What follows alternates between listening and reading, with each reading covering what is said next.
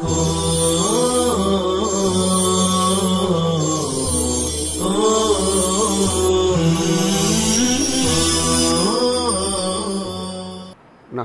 ونصلی علی رسولہ الکریم اما بعد۔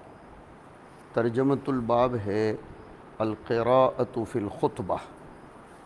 روایت شروع ہو رہی ہے اخبرنا محمد بن المثنى اور جا رہی ہے عن ابنت حارثۃ بن النعمان رضی اللہ عنہما قالت حفظت قاف والقرآن المجید من فی رسول اللہ صلی اللہ علیہ وسلم وهو علی المنبر یوم الجمعہ۔ ترجمۃ الباب میں دعویٰ ہے کہ خطبے میں قرآن کریم کی چند آیات کو یا ایک آیت کو پڑھ لیا جائے بطور تذکیر، موعظت و نصیحت کے، اور اس دعوے پر دلیل اس طرح پیش کرتے ہیں کہ حارثہ ابن نعمان کی بیٹی روایت کرتی ہیں کہ حضور کے دہن مبارک سے بکثرت سورہ قاف والقرآن المجید دوران خطبہ جمعہ میں پڑھتے پڑھتے میں نے اس کو حفظ کر لیا تھا۔ اس سے سمجھ میں آتا ہے کہ حضور اکرم صلی اللہ علیہ وسلم دوران خطبہ قرآن کریم کی آیات کو پڑھتے تھے۔ روایت کی راویہ ابنت حارثۃ بن النعمان ہیں، یہ خطبی صحابیہ ہیں۔ ام ہشام الانصاریہ ان کی کنیت تھی، اور عمرہ بنت عبد الرحمن کی بہن تھی۔ یہ ابنت الحارث ابن النعمان رضی اللہ تعالی عنہ، ان کی قراءت اس سے پہلے بھی ہماری کتاب میں القراءۃ فی الصبح میں آ چکی ہے۔ وہ اس طرح تھی کہ عمرہ بنت عبد الرحمن عن اختها ام ہشام بنت حارثۃ بن النعمان، وہ کہتی ہیں کہ نبی کریم صلی اللہ علیہ وسلم فجر میں بھی بکثرت سورہ قاف کی تلاوت فرماتے تھے، لیکن اس روایت پر منکر ہونے کا حکم لگایا گیا ہے۔ محفوظ بات محدثین کے یہاں یہ ہے کہ انہوں نے حضور سے اس کو دوران خطبہ ہی یاد کر لیا۔ اس سے سمجھ میں آتا ہے کہ حضور اس کی بکثرت قراءت جمعہ کے خطبے میں کرتے تھے، اور اس میں کسی کو کوئی اختلاف نہیں ہے کہ دوران خطبہ قراءت قرآن مشروع ہے، صرف وجوب کے بارے میں اختلاف ہے۔ شوافع کے یہاں صحیح قول یہ ہے کہ دوران خطبہ قرآن کریم کی کسی آیت کا پڑھنا واجب ہے، کم از کم ایک آیت۔ جمہور کے یہاں واجب نہیں ہے، مشروع ہونے میں کسی کو کلام نہیں ہے۔ ایک حکمت یہاں سن لیجئے، سورہ قاف کو اتنا زیادہ کیوں پڑھا جاتا تھا دوران خطبہ؟ وجہ یہ ہے کہ اس میں بعث و حشر و نشر، موت، مقدمات موت، سکرات موت، اس کا تذکرہ ہے۔ یہ سب چیزیں انسان کو گناہوں سے روکتی ہیں، اور اسی طریقے سے اس میں مواعظ شدیدہ اور زواجر عقیدہ کا بیان ہے، اور خود سورہ قاف میں یہ حکم آیا فذکر بالقرآن من یخاف وعید، اس میں اعلیٰ اللہ کا تذکرہ ہے، تفکر اس میں ذکر کیا گیا ہے، اس کے مضامین خود سوچئے۔ اس سے میں آپ حضرات کو تاکید و تلقین کرتا ہوں کہ سورہ قاف کی تفسیر کو جمع کرو۔ یہ لاک ڈاؤن کے زمانے میں آپ کے پاس اچھا خاصا ذخیرہ ہو جائے گا، جو امت کو سمجھانے اور خود کو سمجھنے کے کام بھی آئے گا۔ اس کے بعد کا ترجمۃ الباب ہے الاشارۃ فی الخطبہ۔ دوران خطبہ ضرورت پڑ جائے تو اشارہ کیا جا سکتا ہے، یعنی جیسے تقریر میں بہت سی چیزیں ہم ہاتھ ہلا کر یا اشارہ کر کے سمجھاتے ہیں، اس طرح کرنے میں کوئی حرج نہیں ہے۔ اس کو عمل کثیر نہ سمجھ لیا جائے، اس لیے کہ خطبے دونوں بمنزلہ 2 رکعت کے نہیں ہیں، میں نے یہ وضاحت پہلے کر دی ہے۔ روایت جاری ہے اخبرنا محمود بن غیلان، اور آگے تک چلیے، ان بشر بن مروان رفع یدیہ، یہ ہے ترجمۃ الباب، رفع یدیہ یوم الجمعۃ علی المنبر، بشر ابن مروان نے جمعہ کے دن منبر پر اپنے دونوں ہاتھ اٹھائے، فسبہ عمارۃ بن رویبۃ الثقفی، تو عمارہ ابن رویبہ الثقفی نے ان کو برا بھلا کہا کہ تم دوران خطبہ یہ ہاتھ کیوں اٹھاتے ہو؟ وقال، اور فرمایا، ما زاد رسول اللہ صلی اللہ علیہ وسلم علی ھذا واشار باصبعہ السبابہ، حضور نے صرف اپنی مسبحہ اٹھانے سے زیادہ، اس سے اشارہ کرنے سے زیادہ دونوں ہاتھ نہیں اٹھائے۔ بشر ابن مروان ابن الحکم ابن العاص ابن امیہ ابن عبد مناف القرشی، یہ بشر ابن مروان کوفہ کے گورنر تھے۔ سن 71 ہجری میں مصعب ابن زبیر رضی اللہ تعالی عنہ کی شہادت کے بعد، پھر سن 73 میں بصرہ کی عمارت بھی ان کے ہاتھ میں آئی، جب خالد ابن عبداللہ کو وہاں سے معزول کر دیا گیا، وہ بصرہ چلے گئے اور کوفہ کا خلیفہ انہوں نے عمرو ابن حریث کو بنایا تھا۔ یہ کہتے ہیں حضرت حسین ابن عبد الرحمن کہ بشر ابن مروان چونکہ گورنر تھے اور اس زمانے میں گورنر ہی خطبہ دیتا تھا، تو انہوں نے جمعہ کے خطبے میں اپنے دونوں ہاتھ اٹھائے، یعنی دعا کی حالت میں اٹھائے۔ ہاں، یہ قید لگانی پڑے گی، یہ کہاں سے آئی؟ مسند احمد کی روایت میں آیا ہے کہ فلما دعا رفع یدیہ، اس لیے حدیث کی تخریج بھی سیکھو، تخصص فی الحدیث میں اپنے آپ کو شامل کرو تاکہ ایک روایت دوسری روایت سے سمجھ میں آئے۔ تو اس وقت حضرت عمارہ ابن رویبہ الثقفی ان کے بغل میں تھے، انہوں نے مسند احمد کے الفاظ ہیں، فرمایا کہ قبح اللہ ہاتین الیدین او ہاتین الیدیتین، یہ روایت کے الفاظ، اللہ ان دونوں ہاتھوں کا برا کرے کہ وہ دوران خطبہ دونوں ہاتھ اٹھا کر دعا کر رہے ہیں، جبکہ حضور اکرم صلی اللہ علیہ وسلم دوران خطبہ جب دعا کرتے تھے تو بھی صرف ایک انگلی اٹھاتے تھے۔ انہوں نے بددعا اس لیے دی، یعنی رویبہ ابن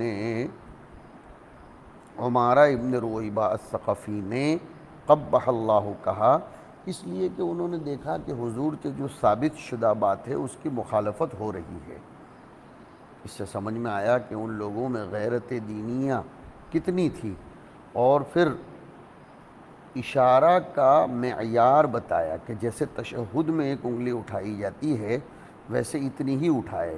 ابو داؤد شریف میں ہم نے دیکھا تو نظر آیا، وہ کہتے ہیں کہ لقد رأیت رسول اللہ صلی اللہ علیہ وسلم وهو علی المنبر ما یزید علی هذه، یعنی السبابہ التي تلی الابہام۔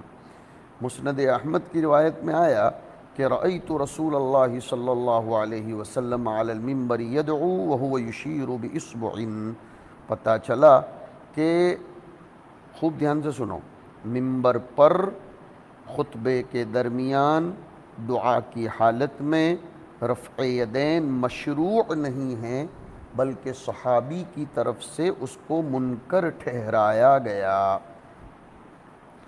اسی معنی کی ایک روایت سہل ابن سعد کی بھی ملتی ہے کہ ما رأیت رسول اللہ صلی اللہ علیہ وسلم شاہرا ای رافعا یدیہ قط یدعو علی منبر ولا غیرہ، ما کان یدعو الا یضع یدہ حذو منکبیہ ویشیر باصبعہ اشارۃ۔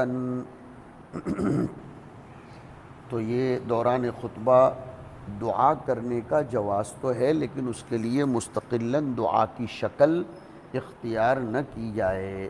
اس سے مصنف کا دعویٰ ثابت ہو گیا کہ دعا میں حالت خطبہ کے درمیان اشارہ بالسبابہ جائز ہے، اور رفع یدین اس دعا میں مشروع نہیں ہے۔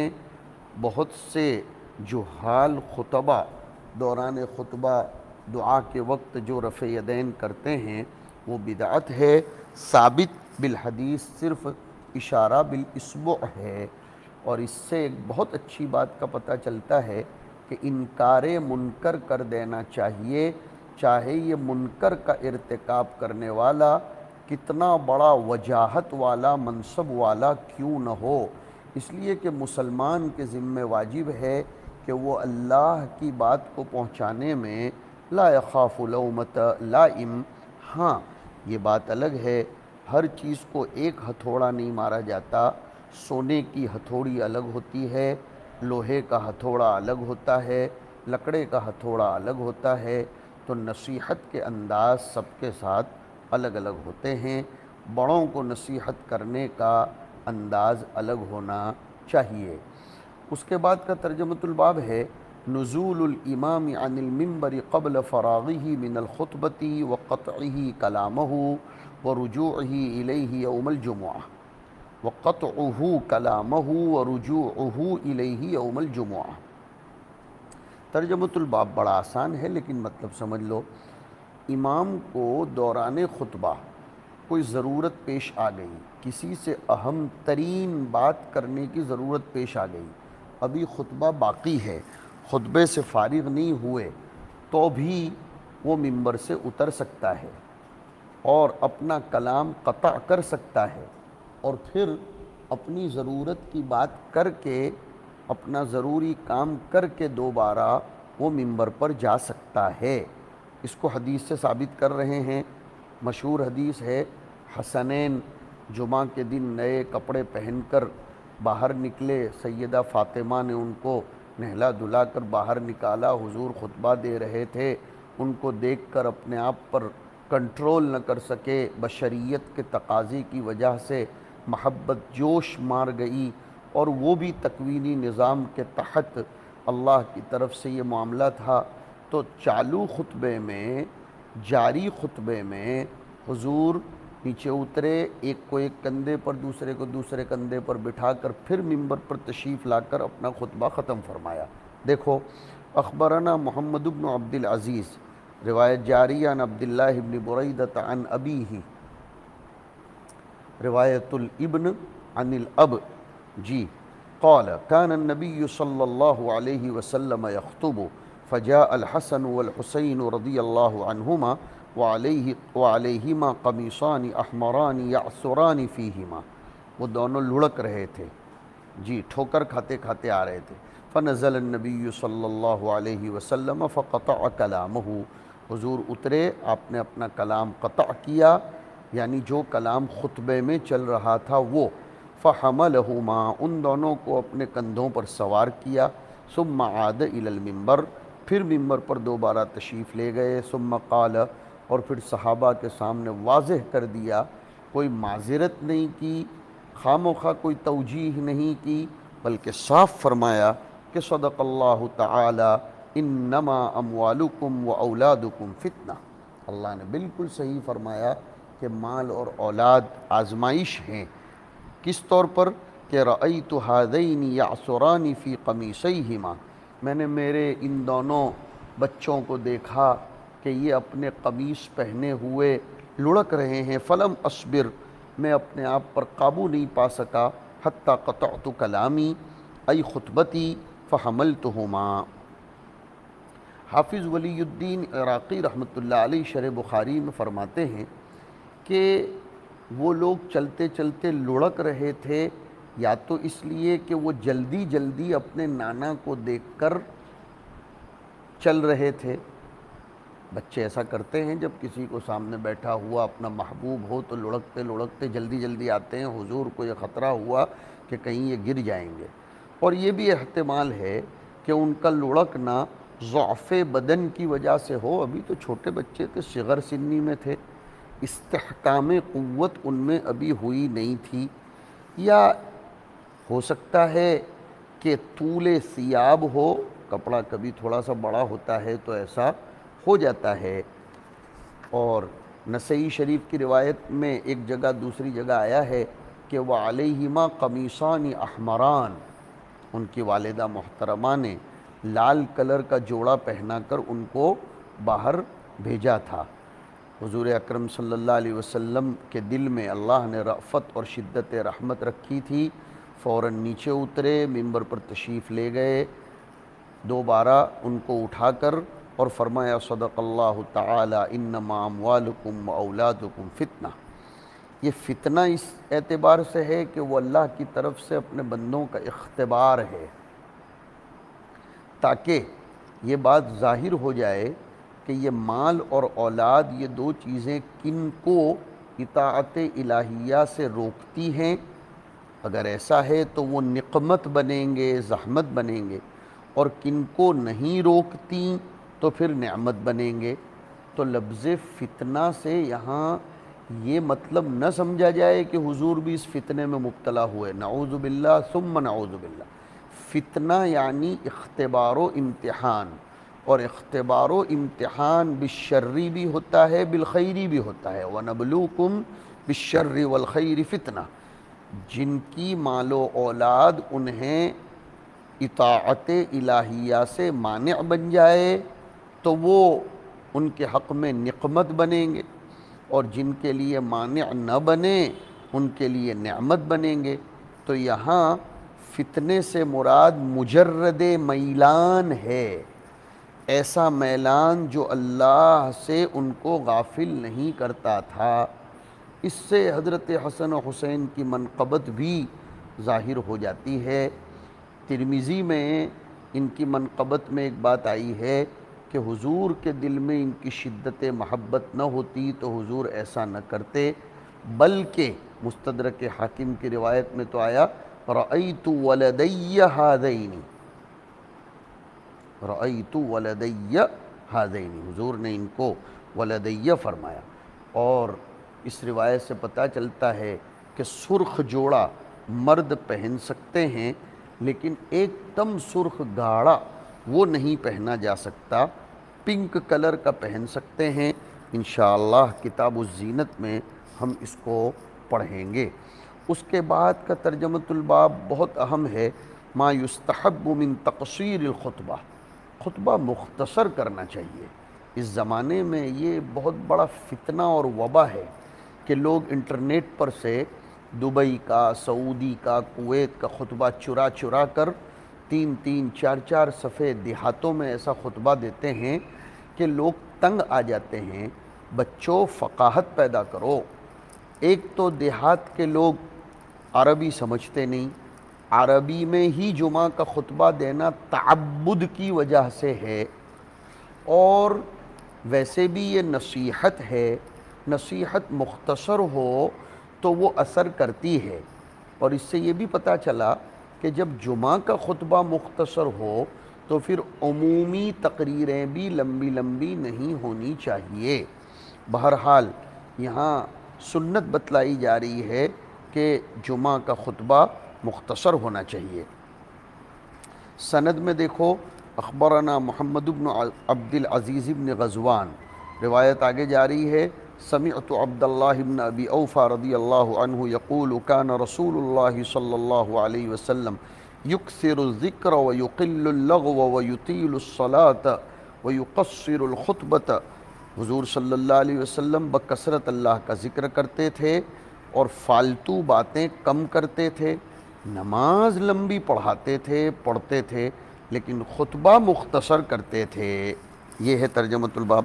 ولا يأنف ان يمشي مع الارملة والمسکین، حضور کو کوئی حیا نہیں آتی تھی، آپ کے وقار کے خلاف حضور نہیں سمجھتے تھے اس بات کو کہ بیواؤں اور مسکینوں کے ساتھ راستے میں چلیں، فیقضی لہ الحاجہ، اور ان کی ضرورت پوری کر دے۔ بہت زبردست بات ہے۔ ہم لوگ اپنے وقار کے چکر میں پڑے رہتے ہیں کہ میں کیسے اس چھوٹے سے آدمی سے راستے میں بات کر لوں، اور یہ چھوٹے آدمی کو میں کیسے اپنے ساتھ دسترخوان پر بٹھا کر کھلاؤں۔ نعوذ باللہ، حضور اکرم صلی اللہ علیہ وسلم کو بالکل اس چیز میں کوئی عنف، ناک نہیں کٹتی تھی، یعنی حضور بالکل حیا نہیں محسوس کرتے تھے، باقاعدہ چلتے تھے۔ انیف یأنف، باب سمیع یسمعو سے آتا ہے یعنی حضور تکبر نہیں کرتے تھے۔ لَيَسْتَنْكِفَ الْمَسِيحُ میں یہ لفظ کا مشتق آیا ہے، نہ تو حضور اس کو برا مانتے تھے، یہ ترجمہ بھی کر سکتے ہو، تو حضور کے اخلاق کریمہ اس سے سیکھو، شمائل عظیمہ یہ تھے حضور کے کہ حضور تکبر نہیں کرتے تھے، بیوہ کے ساتھ چلنے میں کوئی کراہت محسوس نہیں کرتے تھے۔ الارملہ وہ عورت جس کا زوج نہ ہو، جی ہاں اللہ کے رسول صلی اللہ علیہ وسلم اس کے ساتھ، مسکین کے ساتھ بھی چلتے تھے اور اس کی ضرورت بھی پوری فرما دیتے تھے۔ اس سے ثابت ہو گیا کہ حضور خطبہ مختصر کرتے تھے، یہ مستحب ہے، مصنف یہی بتلانا چاہتے ہیں۔ بلکہ مسلم شریف میں تو ایک روایت آئی ابو وائل کی، سنیں گے کہ خطبنا عمار، حضرت ابو وائل کہتے ہیں عمار ابن یاسر نے ہمیں خطبہ دیا، فاوجز و ابلغ، بڑا وجیز لیکن جامع اور بلیغ خطبہ دیا۔ فلما نزل، جب وہ ممبر سے اترے، قلنا، تو ہم نے عرض کیا یا ابا القطان لقد ابلغت و اوجزت، تم نے کیوں اتنا مختصر بلیغ خطبہ دیا؟ فلو کنت تنفست، مسلم کی روایت کے الفاظ سناؤ، تنفست ای اطلت قلیلا، تھوڑا اور لمبا دے دیتے، خطبہ تھوڑا لمبا کرتے، تم بہت بلیغ خطبہ دے رہے تھے۔ فقال، تو حضرت عمار نے جواب دیا، انی سمعت رسول اللہ صلی اللہ علیہ وسلم یقول ان طول صلاة الرجل وقصر خطبته مئنۃ من فقہہ، آدمی کا لمبی نماز پڑھانا اور مختصر خطبہ دینا یہ اس کے فقیہ ہونے کی علامت ہے کہ وہ موقع شناسی سے کام لے رہا ہے۔ میں نے فقیہ کا ترجمہ بھی کر دیا، فَأَطِيلُوا الصَّلَاةَ وَقْصُرُوا الْخُطْبَةَ، نماز لمبی پڑھاؤ اور خطبہ مختصر کرو، وَإِنَّ مِنَ الْبَيَانِ لَسِحْرًا۔ وجہ یہ ہے بچوں کہ نماز فیما بین العبد والرب ہے، رب سے جتنا لمبا کلام کیا جائے آدمی کا جی نہیں بھرتا، اور خطبے میں توجہ الی المخلوق ہوتی ہے، وہ مختصر ہونا چاہیے۔ ابو داؤد اور بیہقی میں بھی باقاعدہ روایت آئی ہے کہ امرنا رسول اللہ صلی اللہ علیہ وسلم باقصار الخطبۃ، اس لیے بہت سے لوگوں نے تو تقصیر خطبہ، اختصار خطبہ کو واجب کہا ہے۔ نفس خطبہ کا حکم کیا ہے؟ جمہور فقہا یعنی امام مالک، شافعی اور امام احمد علیہم الرحمہ فرماتے ہیں کہ دونوں خطبے صحت جمعہ کی شرط ہے۔ امام ابو حنیفہ فرماتے ہیں نفس خطبہ شرط ہے، لہذا ایک بھی ہوگا تو چل جائے گا، وہ جائز ہو جائے گا۔ وصلی اللہ علی النبی الکریم۔